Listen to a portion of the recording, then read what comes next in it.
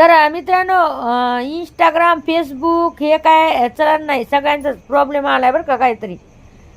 मला एक सांगा, जर कधी काय असं जर यूट्यूब पण जर बंद झालं टिकटॉक सारखं, तर कसं व्हायचं बरं त्या लोकांचं?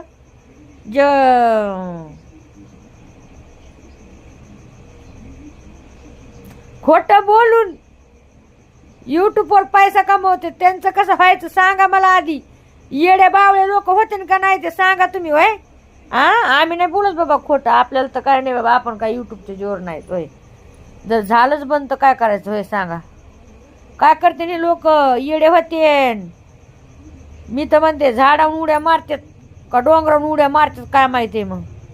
होय का नुसते